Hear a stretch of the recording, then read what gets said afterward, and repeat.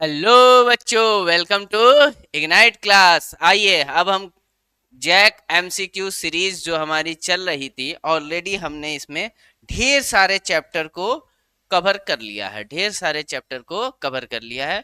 कुछ बच्चों ने मुझसे कहा कि सर थर्मोडायनेमिक्स जो है अभी आप करा दीजिए, तो मैं आपके लिए लेके आया हूं जैक एमसीक्यू सीरीज का थर्मोडायनेमिक का चैप्टर।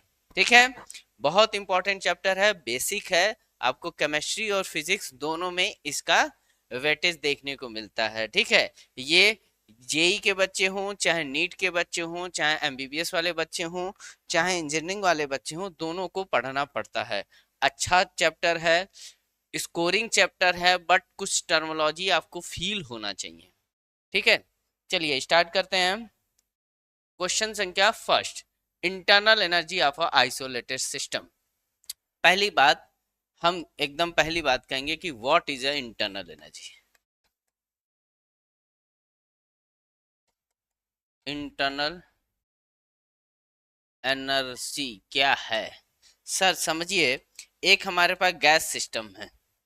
ये हमारा सिस्टम है जिसके अंदर ढेर सारे गैस हैं। ढेर सारे क्या हैं? गैस।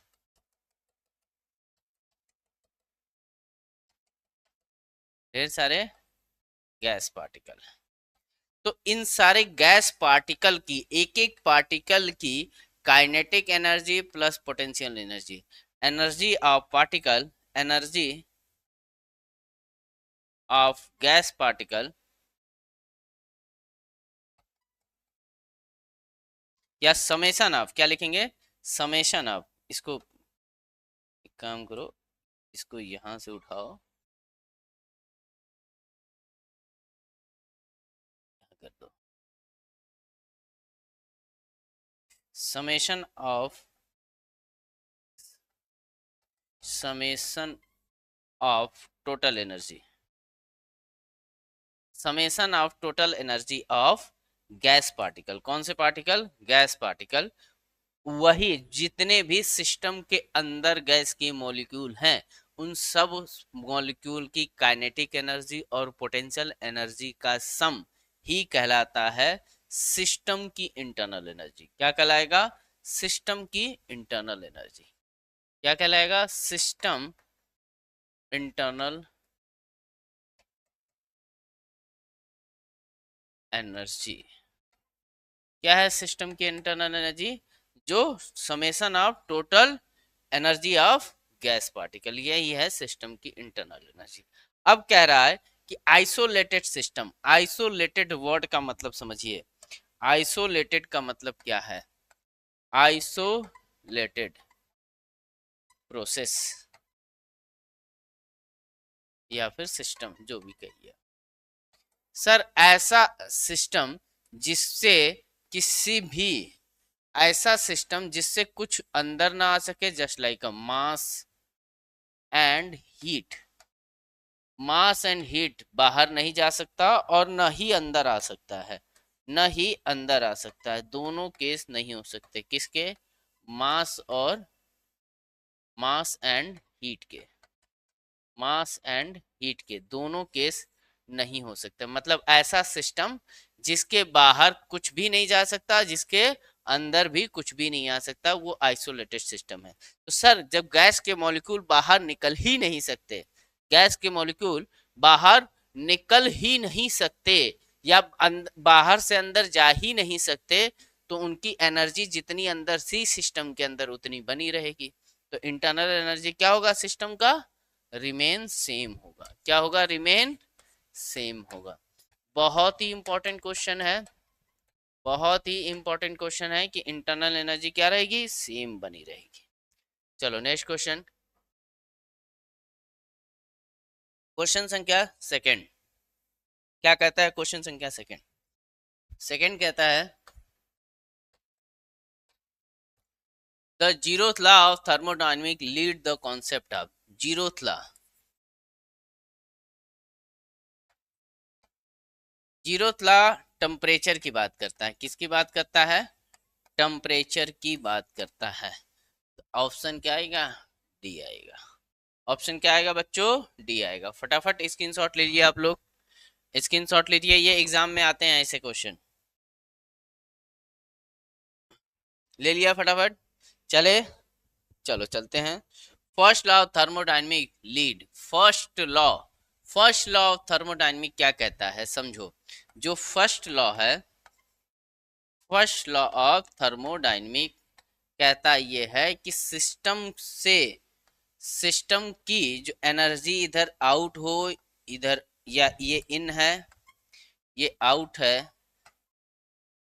जितना इन होगा उतना ही आउट होगा। मतलब आया इज इक्वल टू गया, आया इज इक्वल टू गया। जितना सिस्टम के अंदर आएगा उतना ही सिस्टम के बाहर जाएगा।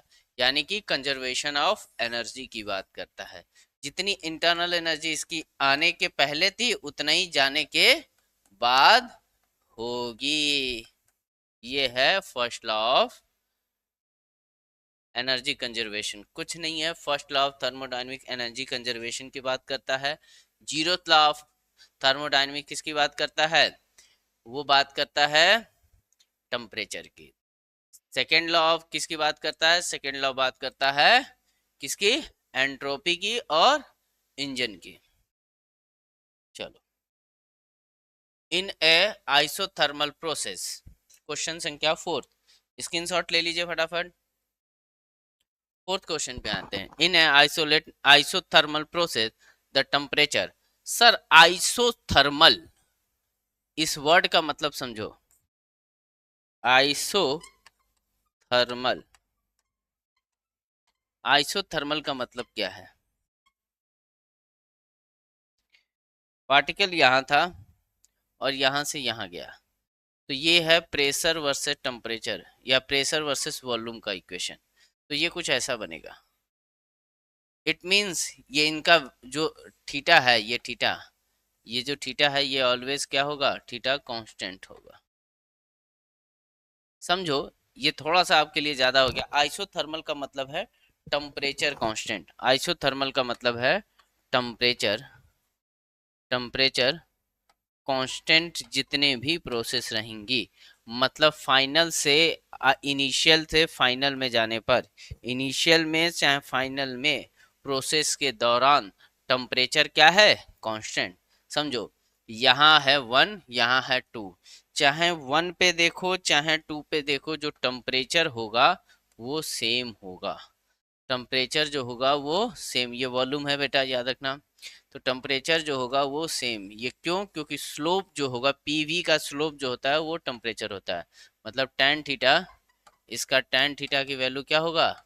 टेम्परेचर होगा। देख सकते हैं आप, स्लोप ये थीटा है, ये थीटा है, यहाँ भी थीटा है, यहाँ भी थीटा है, और जगह थीटा ही है। तो टेम्परेचर क्या होगा? Slope constant. आइसोथर्मल का मतलब है, खाली आप ये याद को, आपके यही काम का है कि टेम्परेचर क्या रहेगा? कांस्टेंट रहेगा। आइसोथर्मल में temperature constant, option A. Isothermal का मतलब है टेम्परेचर का कांस्टेंट होना। आइसोथर्मल का मतलब है पूरे प्रोसेस में टेम्परेचर का कांस्टेंट होना। एडियाबैटिक प्रोसेस, एडियाबैटिक का मतलब होता है बच्चों,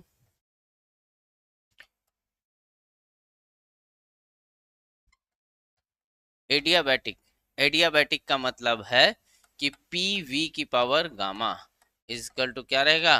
कांस्टेंट रहेगा।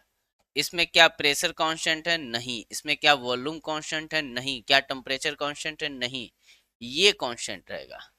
गामा क्या है? Gamma gas constant ratio, specific, specific gas constant ratio है। कौन है? गामा।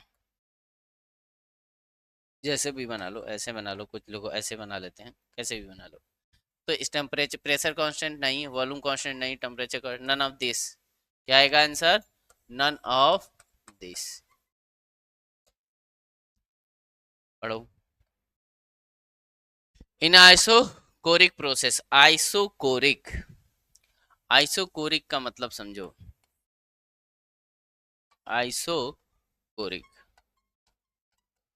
आइसोकोरिक का मतलब है वॉल्यूम का, किसका?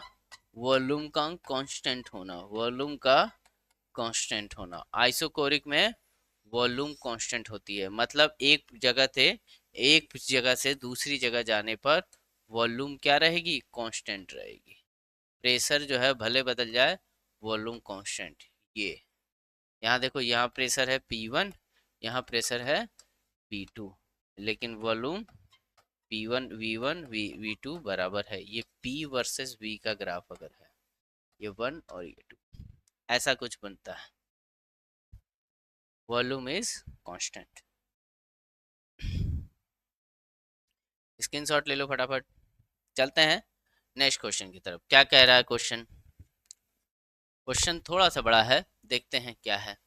10 kg of water, given data है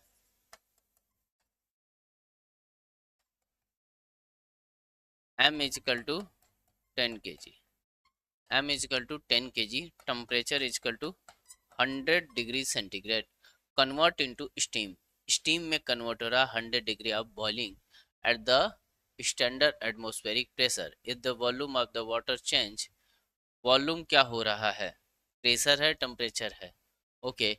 और वॉल्यूम V1 है 10 की पावर 3 cc, cc का मतलब होता है सेंटीमीटर की क्यूब, और V2 फाइनल हो जा रहा है 1671 इंटू 10 की पावर 3 cc।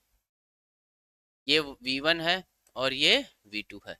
क्वेश्चन को फिर से हम पढ़ेंगे, क्वेश्चन को फिर से पढ़ेंगे और अच्छे से समझेंगे क्या कह रहा है क्वेश्चन। क्वेश्चन कह रहा है 10 kg ऑफ वाटर को 100 डिग्री सेंटीग्रेड पे कन्वर्ट करते हैं स्टीम टू बॉइलिंग, मतलब वाटर को, यहाँ पे देखो ये वाटर है, ये क्या है वाटर, इसको किस में कन्वर्ट कर देना है, स्टीम में कन्वर्ट कर देना है। कितने कन्वर्ट करना है, स्टीम में। कितना है वाटर, 10 kg, कितना है 10 kg। पहले इसका वॉल्यूम, वाटर का वॉल्यूम कितना है 10 की पावर 3 cc।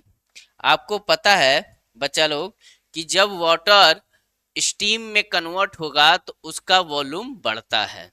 तो वॉल्यूम कितना हो गया final, V2 is equal to 16, क्या दिया है 1671 इंटू 10 की power 3 cc। Find the change of the internal energy of system. Internal energy of system में चेंज डेल्टा U आपको बताना है। Given the latent heat of vaporisation, latent heat of vaporisation L दिया हुआ है और स्टैंडर्ड एटमॉस्फेरिक प्रेशर दिया हुआ। कैसे करेंगे, कैसे करेंगे, पूछा है change in internal energy, change in internal energy into steam, इतना कन्वर्ट हो रहा है 10 kg of water and standard atmospheric pressure is the volume, ठीक है। Find the change in the internal energy of the system given is the latent heat of constant. क्या होगा,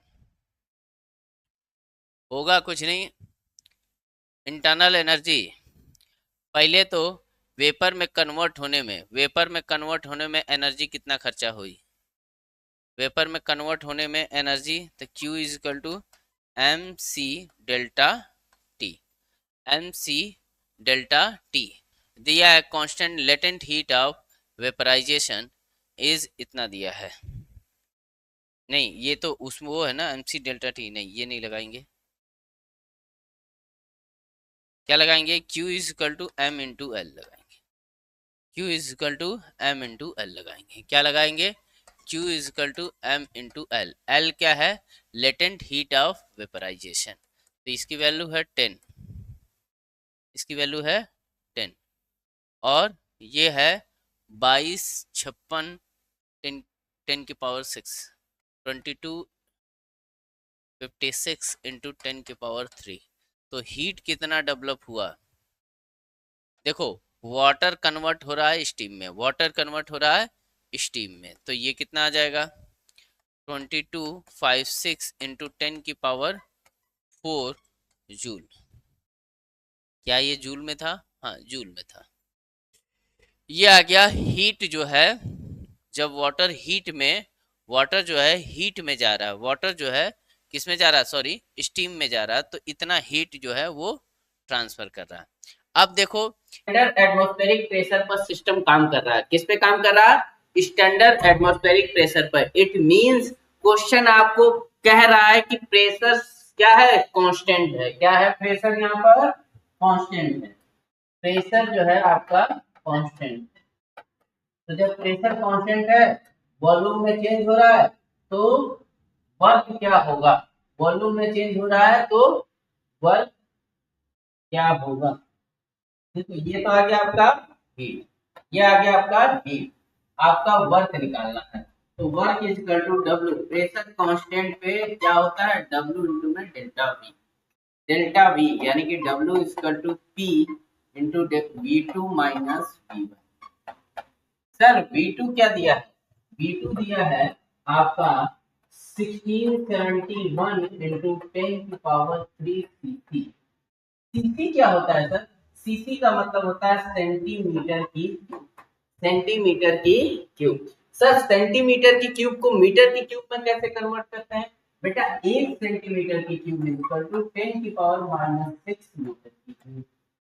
क्यों? क्योंकि 1 सेंटीमीटर में 1/100 होता है, ठीक है, या 1 सेंटीमीटर में 10⁻⁻² मीटर होता है। अब इसका क्यूब करेंगे तो इसका भी क्यूब करेंगे, तो 1 सेंटीमीटर की क्यूब इसका क्या हो जाएगा? 10⁻⁻6। ठीक है, तो ये प्रेशर हो जाएगा 10⁻⁻6 मीटर की, सॉरी वॉल्यूम। कौन सा? V1। V1 आपका आ जाएगा 10⁻⁻6 मीटर की क्यूब। तो V1 भी आपका यही दिया था ना। V1 आपका दिया है 1 सेंटीमीटर की क्यूब। V1 आपका दिया है 1 × 10⁻³ cc। इट मींस ये क्या हो जाएगा? 10⁻⁻6 इंटू में 10⁻³ मीटर की। इट मींस 10⁻³ मीटर की। क्या क्या आपका V2 क्या आया? अच्छा V2 नहीं कैलकुलेट हुआ है, तो V2 देख लीजिए। V2 है यहाँ पर, इसको भी cc से कन्वर्ट किया तो ये आ जाएगा 1671 इंटू 10⁻³ मीटर की। V1 प्रेशर है हमारा 1.01 इंटू 10⁻6। इसके साथ हम मल्टीप्लाई कर देंगे। V2 लिखेंगे 1671 इंटू 10⁻³ और V1 की जगह आएगा 1 इंटू में 10⁻³ को कॉमन ले लीजिए, तो ये 1.01 इंटू में 1670 इंटू 10⁻6 इंटू में 10⁻²। ठीक है, आप ये देख सकते, तो ये वैल्यू आ जाएगी। इसको ये 10⁻³ और ये 1670, अगर ये 1 कंसीडर किए तो 1670 इंटू में 10⁻³ ये आ गया वर्क आपका। अब आपका थर्मोडायनेमिक का फर्स्ट लॉ। थर्मोडायनेमिक का फर्स्ट लॉ क्या कहता है? कहता है कि Q is equal to delta U plus, तो delta U is equal to internal energy में से Q माइनस, Q आया है आपका 22,560 इंटू 10⁻³ आया है Q, माइनस आया है आपका 1670 इंटू 10⁻³। इसको सॉल्व करेंगे तो वैल्यू आ जाएगी, ये यहाँ से सॉल्व होगा 2, ये 1.2 हमने कंसीडर कर लिया है। तो ऑप्शन हम देखेंगे, ऑप्शन 20 के जो करीब ऑप्शन होगा, 20 के करीब सबसे ऑप्शन बी है। इसको सॉल्व करेंगे तो ये ऐसा लग गया है, ठीक है, तो सॉल्व करेंगे तो ये आ जाएगा आपका 20 समथिंग लाइक 19 समथिंग 19 जीरो से जीरो जाएगा, यहाँ से जीरो से जीरो जाएगा, 0.6 से 7 जाएगा तो आएगा आपका 9। यहाँ 5 का 4 हो गया, 4 से 6 जाएगा तो 2, 14 से 6 जाएगा तो 8, यहाँ होगा 1 तो 0 आएगा 20890। ये इंटू में 10 के पावर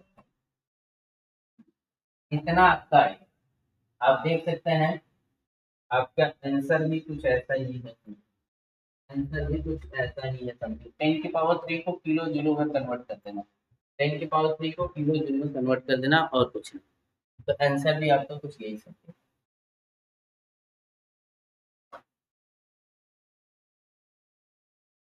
आगे क्वेश्चन,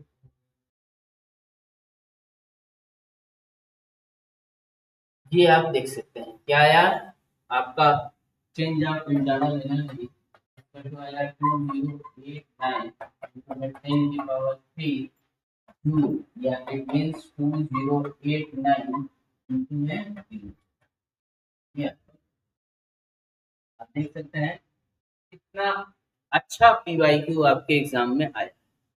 समझ में आई बात, आपके एग्जाम में कितना बढ़िया पीवाईक्यू पूछा है। तो आप देख सकते हैं, स्क्रीनशॉट ले लीजिए, इसका पहले वाला पार्ट का स्क्रीनशॉट पहले लेंगे हम। हाँ, ये रहा पहला पार्ट, इसका आंसर समथिंग ऐसा आएगा। क्या किया है मैंने, सबसे पहले मैंने हीट निकाला, फिर मैंने वर्क निकाला, फिर मैंने थर्मोडायनेमिक का फर्स्ट लॉ लगाया और उसको सॉल्व किया। ठीक, फिर इसका ये रहा इसका सेकंड। फटाफट स्क्रीनशॉट ले लो, चलते हैं next question. Isothermal process, isothermal process में इंटरनल एनर्जी कांस्टेंट रहती है, क्या रहती है, कांस्टेंट। लेकिन यहाँ पे क्वेश्चन अधूरा है, यहाँ पे होना चाहिए change of internal energy. Change of internal energy क्या होगा, zero. Internal energy isolated system की कांस्टेंट, मतलब change of internal energy Z का यूज क्या होगा, जीरो होगा। ये याद रखें, इंटरनल एनर्जी जीरो होगा, ये याद रखें। Change of internal energy of isothermal process क्या होती है, जीरो। ये इन एडियाबैटिक प्रोसेस है, एन एडियाबैटिक नहीं, आई रहेगा यहाँ पर। In adiabatic process the internal energy is equal to internal energy adiabatic process. समझो, आपने पढ़ा है Q is equal to delta U plus W. फिर आपने ये भी पढ़ा होगा कि एडियाबैटिक जितने भी प्रोसेस होते हैं, एडियाबैटिक जितने भी प्रोसेस होते हैं उसमें हीट, एडियाबैटिक में हीट जो होगी वो जीरो, मतलब हीट का लॉस या हीट गेन नहीं होता है। एडियाबैटिक में हीट जो है वो जीरो आती है, क्या आती है, जीरो। तो delta U is equal to क्या हो जाएगा, delta U plus W is equal to zero, तो delta U is equal to minus. तो एडियाबैटिक प्रोसेस में, इसमें एडियाबैटिक प्रोसेस में change of internal energy negative work के बराबर होती है, इसके बराबर, निगेटिव वर्क के बराबर। Change of internal energy negative work के बराबर होती है। Which of the following option describe Mayer's formula, Mayer's formula क्या है, Cp minus Cv is equal to R, ये होता है मेयर्स फॉर्मूला, इंपॉर्टेंट है ये, फटाफट स्क्रीनशॉट ले लेना।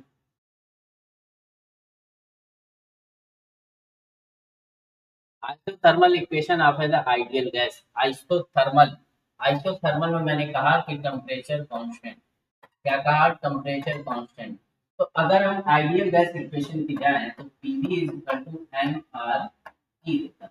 तो सर अगर ये कांस्टेंट है और ये ऑलरेडी कांस्टेंट है, इट मींस पीवी क्या होगा, कांस्टेंट होगा। किसके लिए, फॉर आइसोथर्मल के लिए, फॉर आइसोथर्मल, आइसोथर्मल के लिए, आइसोथर्मल के लिए, और आइसोथर्मल के लिए पीवी जो है वो कांस्टेंट रहता है। प्रेशर और वॉल्यूम का मल्टीप्लिकेशन जो है वो चेंज नहीं होता है। It means P1 V1 is equal to P2 V2। ये कब लगा सकते हैं, जब आइसोथर्मल प्रोसेस होगा। कब लगा सकते हैं बच्चों, आइसोथर्मल प्रोसेस में, आइसोथर्मल प्रोसेस में प्रेशर और वॉल्यूम का मल्टीप्लिकेशन हमेशा क्या रहेगा, कांस्टेंट बना। ये तो आंसर क्या आएगा इसका, फटाफट स्क्रीनशॉट ले लो। A gas have volume 4 liter and the pressure is 1 atmospheric. Temperature कितना है, प्रेशर है, वॉल्यूम है, टेम्परेचर है, is compressed adiabatically of volume 2 liter। अच्छा, वॉल्यूम बदल जा रहा है। What is the final temperature? Final temperature बताओ क्या है। कि V1 दिया है, V1 दिया है 4 लीटर, क्या है 4 लीटर। प्रेशर दिया है 1 एटमॉस्फेयर, टेम्परेचर दिया है 300 केल्विन। इस कंप्रेस एडियाबेटिकली, इसको कंप्रेस किया जाता है, वॉल्यूम हो जाता है 2 लीटर, वॉल्यूम हो जाता है 2 लीटर। ठीक है, तो what is the final temperature, E final. V1 दिया है, V2 दिया है, तो आपको पता है, थोड़ा सा ये टिपिकल क्वेश्चन है।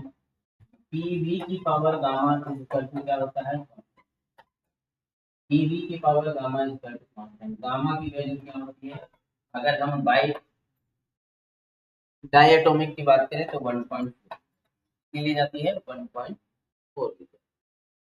एडियाबैटिक प्रोसेस दिया है, क्या दिया है यहाँ पे, एडियाबैटिकली, एडियाबैटिकली। तो एडियाबैटिक में ये चीज रहेगी। तो sir PV is equal to आपको पता है एन आर टी होता है। तो हम किसी चीज को, प्रेशर को हटा दें यहाँ पे, तो P is equal to N R T upon में बी रहे होगा। इस वैल्यू को यहाँ रख दीजिए, तो क्या आ जाएगा, N R T by V into में बी।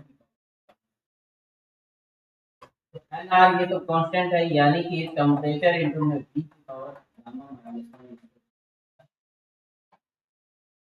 इस क्वेश्चन को करने की जरूरत नहीं है, क्योंकि अब ये क्वेश्चन नहीं पूछा जाएगा।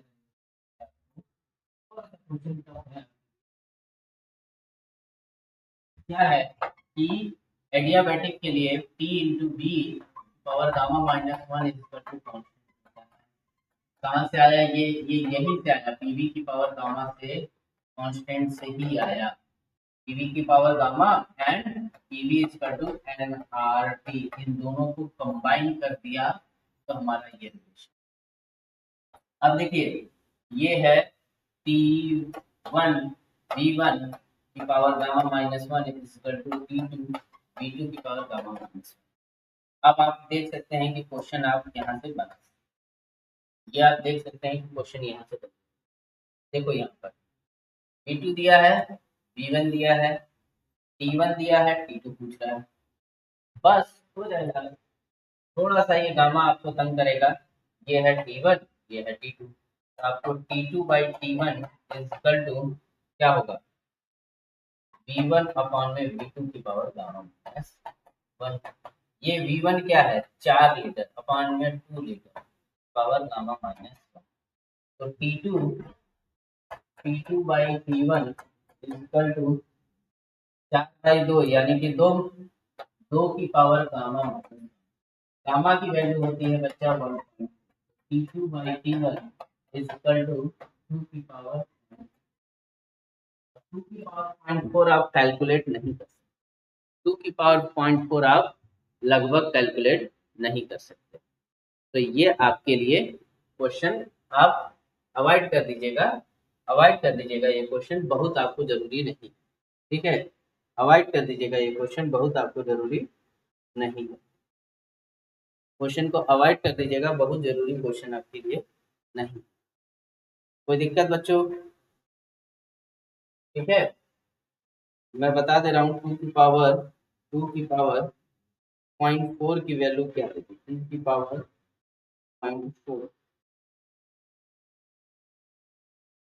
की वैल्यू आती है T2 by T1 is equal to 1.3, क्या आती है 1.319, यानी कि 1.32 और बेस। तो T2 इज इक्वल टू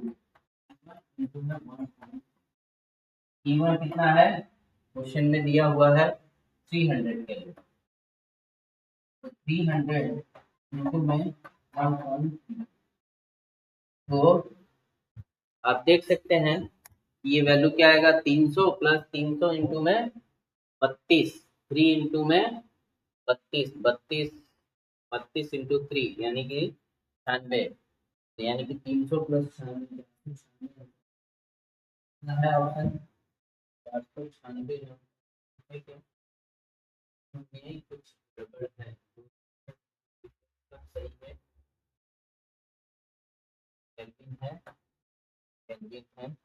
आपका T2 आ रहा है हमारा 300 इंटू 1.32, 300 प्लस 300 इंटू 0.3, तो ये 300 प्लस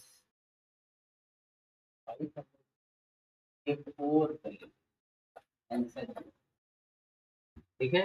इस टाइप से होगा, लेकिन इतना पेचीदा क्वेश्चन आपको नहीं, ठीक है, इतना पेचीदा क्वेश्चन आपको नहीं।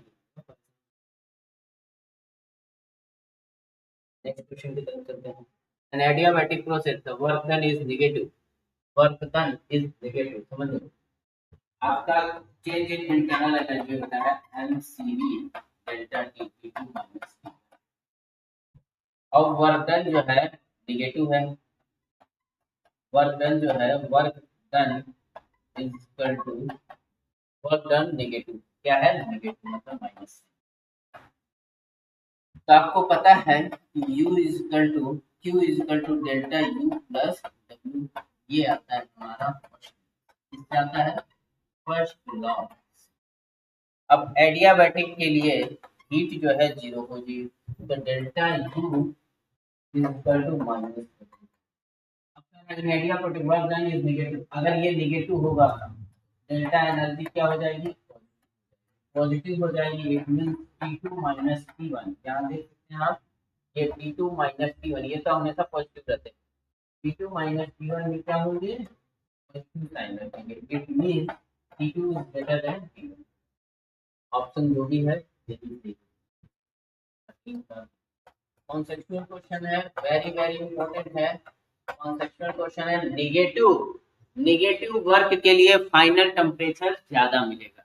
नेगेटिव वर्क के लिए एडियाबैटिक प्रोसेस में, नेगेटिव वर्क के लिए एडियाबैटिक प्रोसेस में आपको टेम्परेचर ज्यादा मिलेगा।